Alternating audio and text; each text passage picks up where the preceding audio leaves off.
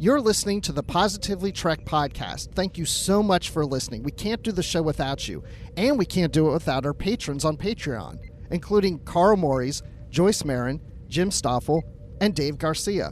So if you would like to also contribute to the show, go to patreon.com/positivelytrek. You'll get early access to episodes, exclusive content, shoutouts, and associate producer credits are available as well. So again, thank you so much, and let's get on with the show.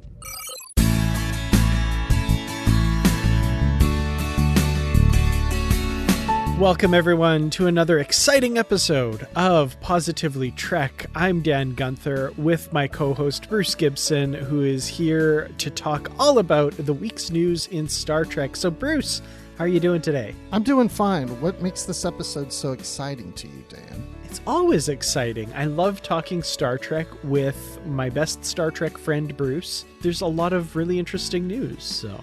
Well, yeah. I'm just being a Mariner and a Rutherford right now, just testing to see if your positive energy will build me up and feed into enthusiasm. And I'm here. Yes, I'm so excited. I really am.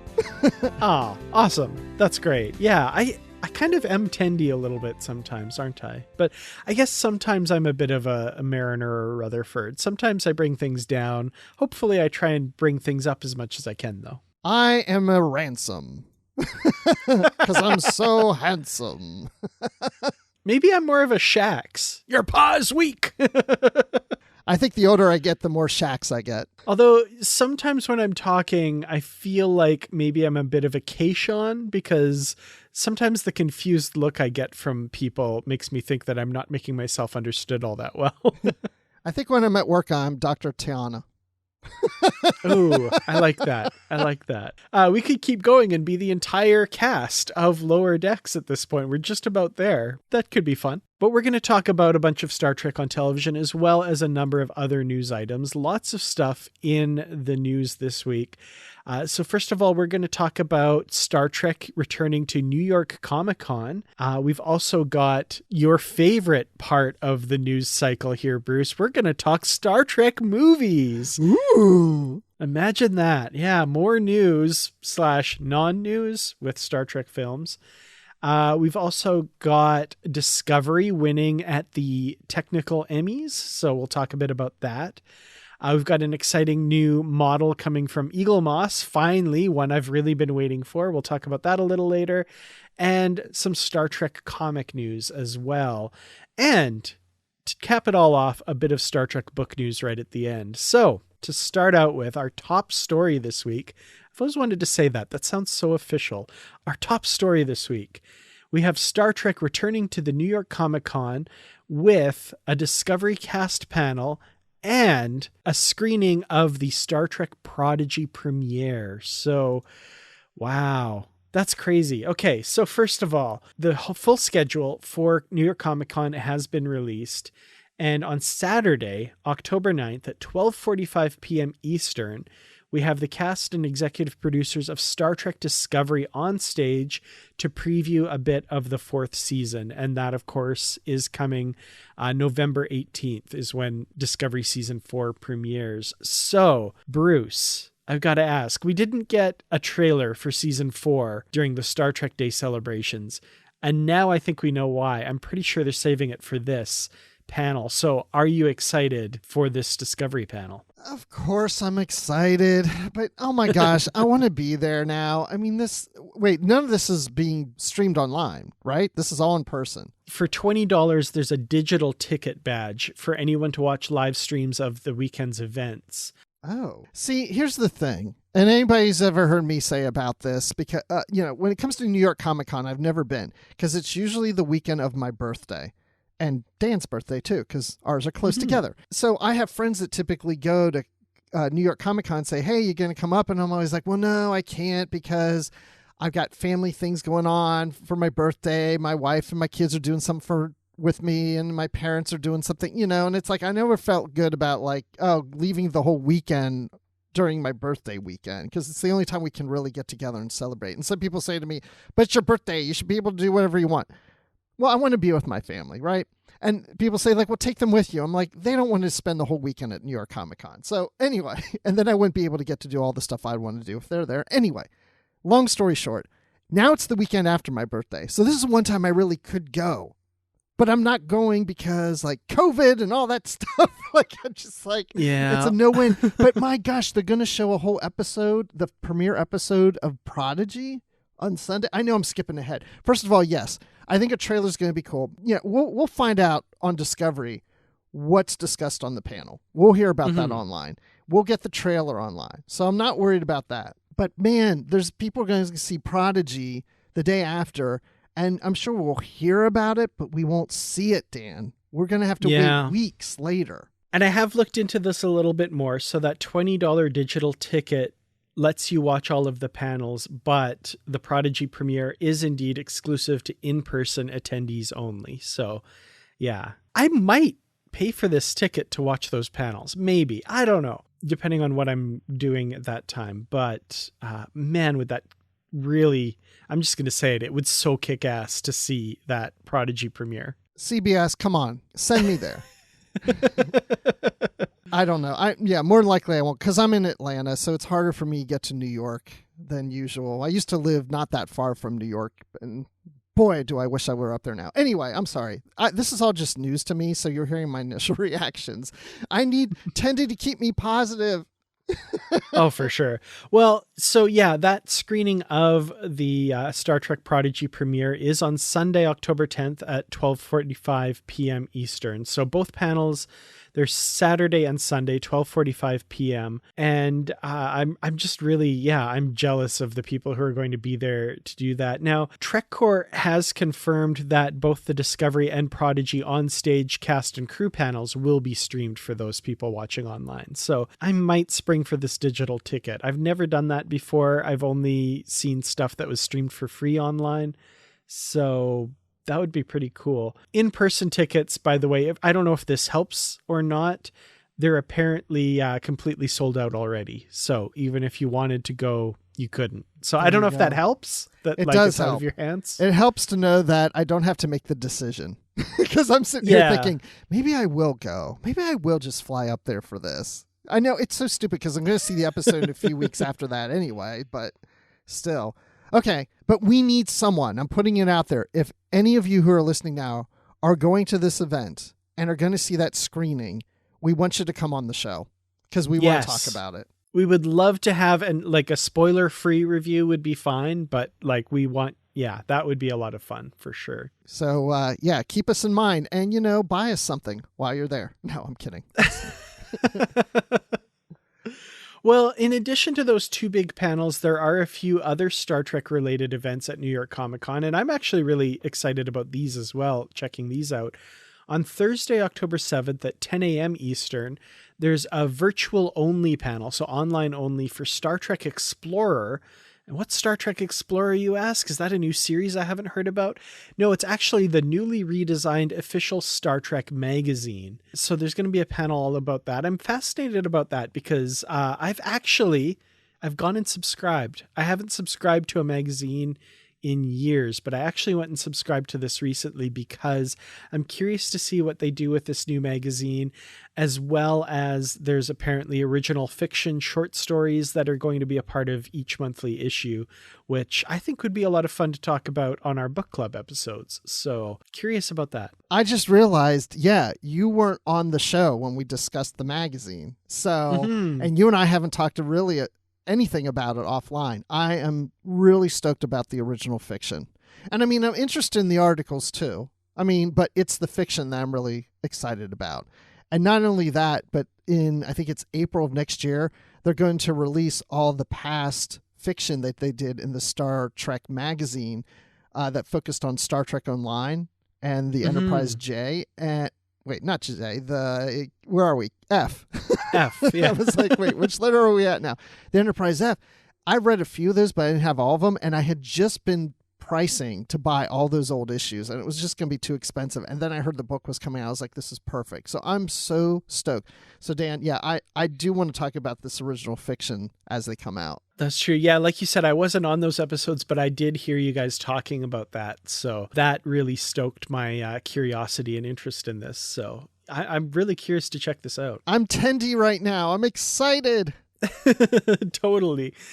Well, something that I'm really excited about also, every year I have to get the Hallmark keepsake ornaments. And on Friday, October 8th at 5 p.m., there's a panel at New York Comic Con about the 2022 Hallmark Star Trek keepsake ornaments. Sorry, I should just say the panel's not just about Star Trek ornaments. I know we have tunnel vision a little bit when it comes to Star Trek. This is just all about the Hallmark keepsake ornaments in general. But of course, Star Trek will be included in that. There's Star Trek characters, ships, and settings and all of that. The last few years, we've been getting the mirror storyteller ornaments. You know, the speculation here on the Trek Core article is that maybe it's a USS Cerritos ornament. I think that would be an excellent choice. This year's, for example, is La Sirena from Star Trek Picard. So a Cerritos on the Christmas tree would be pretty cool. Yeah, I'm reading the details of this panel. It's not just Star Trek, but to your point, all the different Hallmark ornaments, such as Star Wars, Harry Potter, Marvel, DC Comics, Nintendo, and more. Again, I mentioned this on a previous episode. I don't own a single Hallmark ornament. I need to get one. I just need to do it. I don't know why I haven't done it. Well, I'm kind of a curmudgeon sometimes when it comes to Christmas, but that's a whole nother thing. I'm always thinking like what to get my daughters for Christmas, and they do like Christmas ornaments, and my one daughter is a huge Harry Potter fan, so that takes care of that. My other daughter, not really, maybe Nintendo, maybe Star Wars. Her fandom, I don't see represented here, the stuff that she's really into, but I need to do that. But yeah, I want to check out the Star Trek stuff. Yeah, we'll have to talk after we're done recording, and you'll have to tell me, like, of all the Hallmark ornaments over the years, what's the one that you're like, ooh, I would love to see that one on my tree. I'd love to know that. Ooh, yeah, I'd have to look through them all, but I can tell you it would probably be a ship of some type. Mm-hmm. Probably. Okay. I don't know if I'd want, Kirk and Spock dying and that playback going on during the holidays. It's a little depressing. My favorite one probably has to be from the 50th anniversary, and it's the salt vampire attacking Kirk. Yes. And I'm like, oh, this is so festive. And of course it was the 50th anniversary because the Man Trap was the first episode ever aired, right? But you press the little button and you have the audio of this creature coming towards Kirk, and then Kirk screaming at the top of his lungs. And I'm like, this is the way to celebrate the holidays. Yes. Get out the eggnog, kids. We're going to watch the salt vampire attack Kirk. Yes. Oh my gosh. I wondered, I'm sure they don't have this because I don't even know how they would produce it, but what about the Christmas ball that was hanging from the Christmas tree in Generations? Oh, that would be neat. Yeah, I'd like to see that. Yeah, there's been tons of different ones over the years. I think there was even a few like blown glass ones. I remember that was like Worf's head, and there was Q in his judge's robes, and the ships are they're a love of mine. I try to get them all though. I do love all the little dioramas and the characters and stuff. So I have done, when I lived alone, a Christmas tree that was 100% Star Trek ornaments, and that was all that was on it because I have enough now to do that. Okay, so when I lived alone, I did not have a Christmas tree. I didn't decorate my apartment for Christmas, and my mother got on my case about it. She's like, you should decorate. I'm like, why? I come here for the holidays to, my parents' home. Yeah, some friends come over to my place, but we're not celebrating Christmas when they come over. I don't feel like I need to decorate. If I'm decorating, it's just for me. But she bought me a little tree, almost like a little Charlie Brown tree that I would sit out, right? And I think it already had a little bit of ornaments already on it or something. But now that I'm married and have kids, we used to have 2 trees. I don't know why we had 2 trees. I think my wife had one, and then she wanted a nicer one, so we put the one that wasn't so nice in the family room, and the other one was nicer in the front of the house, in the living room window and stuff. But those trees, from my childhood ornaments my parents gave me, the ones she had, the ones my kids have gotten, we have so many ornaments. I think that's one reason I haven't gotten any Hallmark ornaments is like because we have so many, and they're kind of expensive too, aren't they? They're pricey, yeah. They're definitely pricey, and they've gone up. They keep going up every year. There's usually been some that aren't Light and Sound that are just like a little figure or something. Although the last couple of years with the storyteller ornaments kind of being the main focus, I don't think they've done any of those, but those can be a little cheaper. but they're expensive. Yeah. Just what I need to do, give Hallmark more of my money. I mean, cards are expensive. You get a greeting card at $8 that says, "Oh, honey, I know I haven't told you lately how much I love you, but I love you." Really? That's it? $8 for that? Sorry. I'm getting that curmudgeon thing going on now. Arr. Oh, man. I do love the Hallmark keepsake ornaments. I even do have a few that aren't Star Trek, believe it or not. I have the Ghostbusters Ecto-1 car. I have the DeLorean from Back to the Future. They do Disney ones all the time. Nikki, of course, my wife, has a ton of Star Wars Hallmark ornaments. So, yeah, they make up a good portion of what we put on the tree now. Yeah. That's pretty cool. I've seen trees where people do it all Star Wars or all Star Trek or whatever, and those are pretty cool because it's a theme, right? It's nice. Absolutely, yeah. And somewhere right now, Kevin Dillmore is smiling and hearing a cha-ching button in the back of his mind. So there you go. Yeah, Kevin, but you haven't heard the ka-ching from me yet. We'll get him there. We'll get him there, Kevin. We'll work on him. But I'm going to take that back. I have bought Hallmark ornaments, Star Trek Hallmark ornaments, and even directly from Kevin at Star Trek Las Vegas. But I'm always buying them for other people who then pay me back. So there you go. There you go. Yeah. I will get this year's Hallmark ornaments as usual, and we'll probably talk about them on the show at some point because, yeah, they're pretty cool. I want to do a YouTube video that when your tree's decorated, you show us all the ornaments on your tree that are Star Trek. I usually do one every year of just like a quick look at various ornaments and stuff. So I'll try and do that again this year for sure. Awesome. Good. Well, one final panel that Star Trek fans might be interested in at New York Comic Con on Saturday, October 9th at 2:15 p.m. Eastern. The Roddenberry Podcast Network will be hosting a panel about how Star Trek teaches us to be better members of the local and global community. So I like that topic. That's interesting. Kind of annoyed that I'm advertising for other podcasts right now. No, I'm just kidding. Love the Roddenberry Podcast Network, of course. That sounds like an interesting panel. That would be fun to check out as well. Yeah, that's interesting. I mean, it's those topics that are interesting. Of course, I'm more excited about stuff that, new Star Trek stuff that we can get or see. But yeah, a panel like that, I mean, isn't that part of the reason why we're Star Trek fans? And that's the thing. I've always felt that as Star Trek fans, we talk about a more positive future and a better humanity. And we really need to put more energy into actually making those things happen. I mean, we can spread messages, but even I have thought in the past of starting a local Star Trek group in my area where we do charity work and do go areas where we, help clean up or do Habitat for Humanities, because I have a good friend who's running a division of that right now. And so, I mean, we really need to get out there and do those things and make the world a better place. Absolutely. And that's a wonderful idea. And I think, people looking for inspiration for that might look to this panel at the New York Comic Con. And the hosts of this panel are from the Roddenberry Podcast's Priority One and Women at Warp shows. So both excellent podcasts. And I think this would be a really interesting one to check out for, like you said, very practical purposes for sure. Excellent podcasts, but not exciting podcasts like this one. I'm going to reach out to them and say they're pretty exciting. Yeah. Okay. We're talking about building a global community here, Bruce. Come on, less division, more togetherness.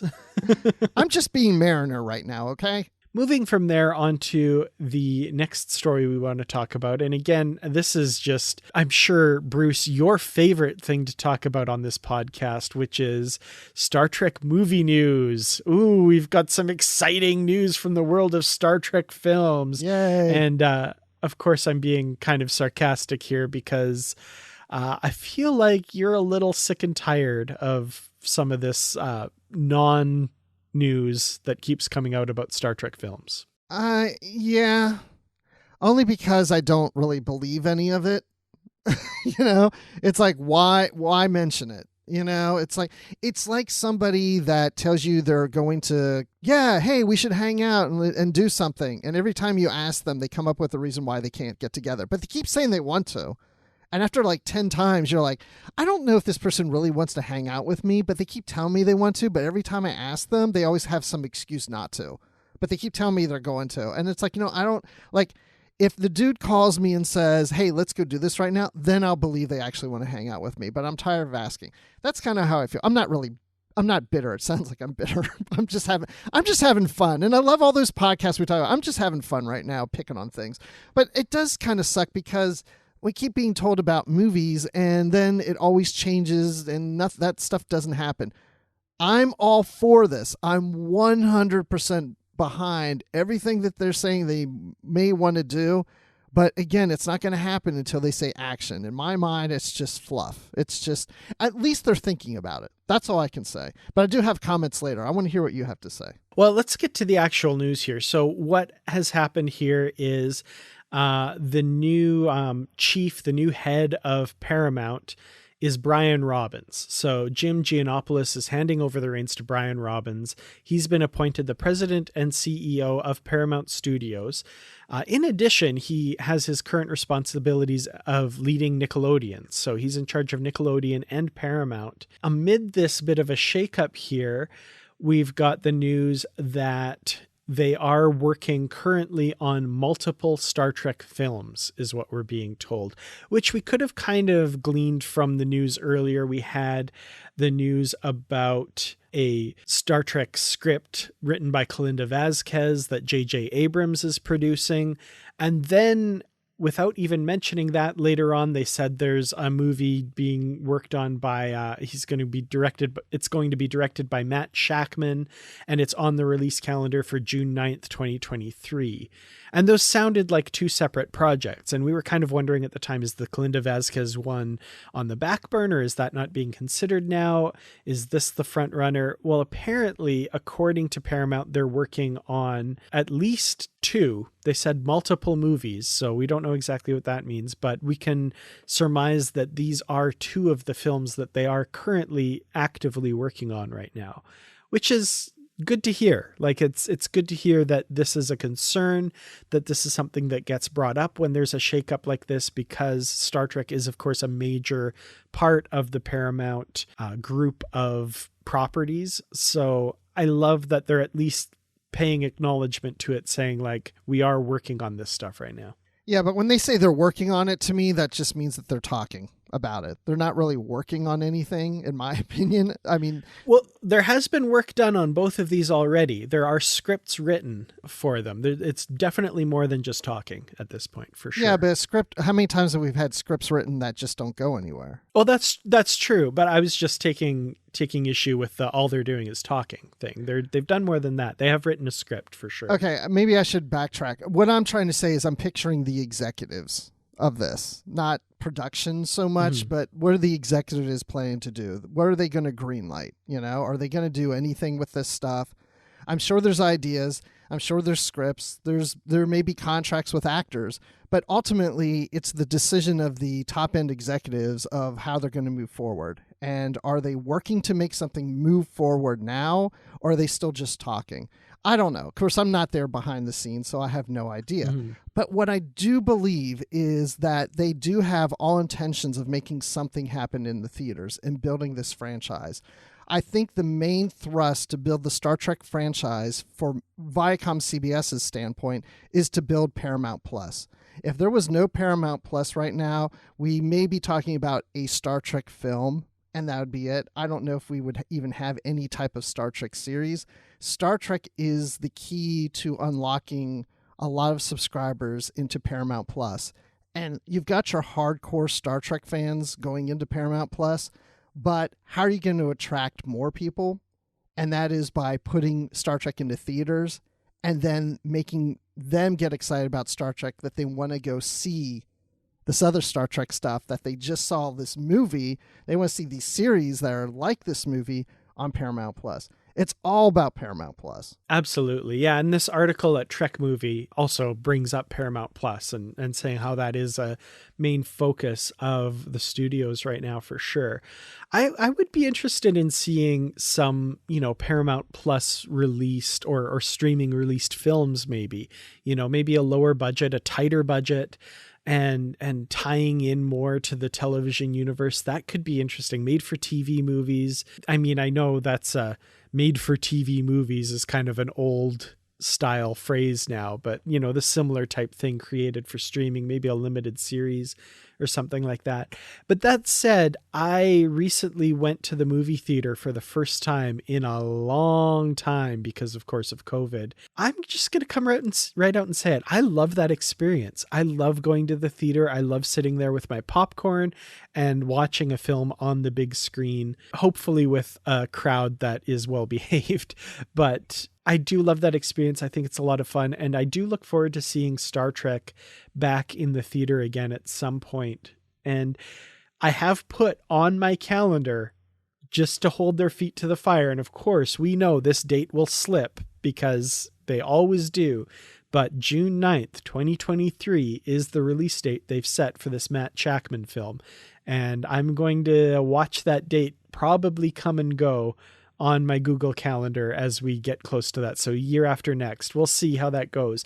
I think that release date, when is Rogue Squadron scheduled to be released? I know it's in 2023. That's the next Star Wars film. I wonder if Star Trek is trying to beat them to the theater or if they're going to be just after them. I can't remember. That's a good question. I don't recall when that year that movie's coming out. Okay, so I just looked it up. It is scheduled for Christmas of 2023. So if, and this is a big if Paramount sticks to this June release date in 2023, the next Star Trek movie will come before the next Star Wars movie, which that's pretty crazy. I wouldn't expect that. We'll see. I'm very skeptical, but we'll see. Yeah, again, I do believe we'll see something on the screen. I don't really believe anything is really going to happen until we know they're in production. Once they're in production and I hear this date, I'll be like, okay, yeah, we're getting a movie in 2023. June 9th is the target date. It could get moved out a little later, but I think, we'll get in 23. But not until they hit production will I really think that any of this is actually going to happen. Well, I should say, I think it's going to happen, just a matter of what's going to happen and when. And we still don't know. And I don't know if it's really going to be multiple movies or not. They also have to see how this movie performs, right? If it tanks, then they're going to go back to the drawing board. And they're going to look at this and have these discussions for another 5 years, about doing another Star Trek movie. Well, I hope they get their marketing department up to snuff, because I honestly believe that was the biggest issue with Star Trek Beyond and its underperformance was the marketing. I think it's a good film. I think it deserved better than it got, and it just needed better marketing. That's my opinion. I'm not in the industry. I'm no expert. That's my armchair quarterbacking, but hopefully they can get their butts in gear, both on the production side. And then once that's all done, market this film and get the Trekkies in the theater and get the general audience in the theater and make a buttload of money on this. Come on, guys. It's money on the table. It's yours for the taking. I agree with the Star Trek Beyond marketing. I mean, it's been a while, so I don't remember all the details, but I remember feeling at that time, I'm like, why am I not seeing more about this movie? We're getting closer to the premiere date. I just remember seemed like it was quietly coming out. I mean, I did see some marketing when I was in London. I remember at that time being impressed. I saw a lot more in London than I did in the States. Well, moving on to another arm of Star Trek production right now, we had a win for Star Trek Discovery at the Emmy Awards, the Creative Emmy Awards. They won for visual effects for season 3 of Star Trek Discovery, specifically the episode Su'Kal. 2 Star Trek shows were nominated for a total of 5 Emmy Awards this year, and this was the one they took home, Star Trek Discovery for Best Visual Effects. They beat out competition from The Crown, The Nevers, Vikings, and The Umbrella Academy for the win. So huge congratulations to the team behind the VFX for Star Trek Discovery. Very, very excited for your win here, and very well deserved. The episode in question, Su'Kal, the visual effects were absolutely incredible in that episode in particular. And overall, I think season 3, the VFX for Discovery were fairly incredible. So I think a very well-deserved win here. Absolutely. I mean, the visuals have been top-notch since the beginning of Discovery and just continue to get better. And yeah, Su'Kal was a great episode with some great visual effects. I'm very happy that they won this Emmy, of course. I mean, I've seen The Crown. I've seen Vikings. I haven't seen all of Vikings. I've never watched The Nevers or The Umbrella Academy. I'm familiar with them. But yeah, I mean, when I think about what I've seen in Discovery, it is Emmy Award winning special effects. I mean, they do look that good. And again, I think they're just going to only get better. You know, it's going to be exciting to see what we get as time goes on. Absolutely. So yeah, I've watched The Crown and The Umbrella Academy. Those are the two that I've watched. I've never seen The Nevers or Vikings. Umbrella Academy, I know, had really great visual effects. So I think that was the one to beat here. Although, again, I haven't seen those other two, so I'm not sure. But big win for Discovery. And like you say, it's only going to get better. So I'm looking forward to seeing what they come up with in season 4 and in seasons to come of all the live action Star Trek shows and their visual effects. Well, and sometimes we don't always think about the business end of things, but it helps when you get an Emmy like this because it helps you to attract more talent. So, you know, if they're looking to bring in more talent in the special effects department, they can tout the fact that, hey, we're an Emmy Award winning special effects team. And so the top people in Hollywood are going to want to join that team. So this only works in favor of Star Trek. Looking forward to more wins in the future for this team, I hope, and more amazing visual effects like we got in Sukhal for sure. The only negative to win the Emmy is the people who won the Emmy on this team could use that to go elsewhere. I won an Emmy. Hire me over here. So who knows? Maybe they'll go to work on this next Star Trek film that we know is definitely happening.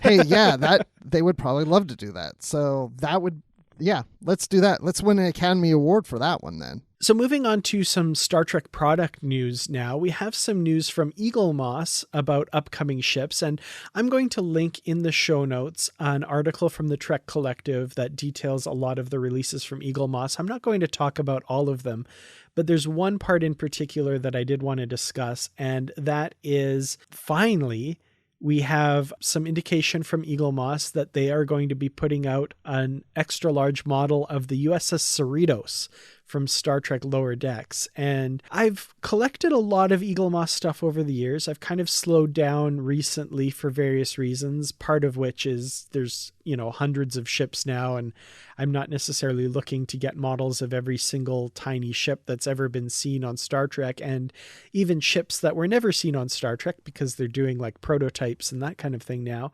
But the USS Cerritos, I think, is something that is definitely going to have to grace my shelf at some point because I'm really excited about this. There's no prototype or anything yet, but they do have a CGI mock-up that they've put together to show what this would look like. Man, I'm really excited to see this ship. I just think back to when we first saw the Cerritos, our very first time seeing it before the series came out. And I remember thinking at the time, I don't know, it kind of looks strange. The proportions look a little weird to me. And I remember also saying, but I don't know, I have to see it at different angles. It's just something that looks a little different. I have to see it at all the angles. I can't just look at one. And I remember then seeing the ship then on the show and everything. And I do really like the design of the Cerritos. I really do. And I mean, this model is just fantastic. You think about how silly the show could be and how silly they could have made the ship look. This is a ship that you could easily put in any of the Star Trek series in this time period, and it would look valid. I'm looking forward to it. I never thought of this before, but I'd love to see a California class ship just in the background of some live action Star Trek scene, just kind of going by in the background. I think that needs to happen. That would be lovely. This model, though, it's coming in at an impressive 9.75 inches long. That's a weird way to put that. Let's say 9 3/4 inches long. Every time I see decimals with inches, that's very strange. But 9 3/4 inches long, that's a good size model. And it's expected to arrive in January. So we'll be seeing this in just a few short months. And then I think we're also probably going to get the ship on Prodigy. Yeah, I'd imagine that would definitely be be something they'd be working on down the line for sure. After the Cerritos, we have an extra large edition of the Titan coming as well, as seen in Star Trek Lower Decks. I have, of course, the Titan they released thanks to a fan petition a few years ago, because it wasn't a canon ship. It was just from the novels. Now, of course, it is part of the canon, and a new edition of this based on the version we saw in Lower Decks would be pretty incredible as well. You know, I stopped giving Eaglemoss money because, you know, I'm just like losing interest in some of the smaller ships, and then they just rope me back in with this stuff. Oh yeah, and the Titan. I'm probably more excited about the Titan than I am about the Cerritos. I love the Titan design. Very beautiful. Well, the Cerritos, I should also say, is based on the season 1 version of the ship. There were a few changes made for season 2.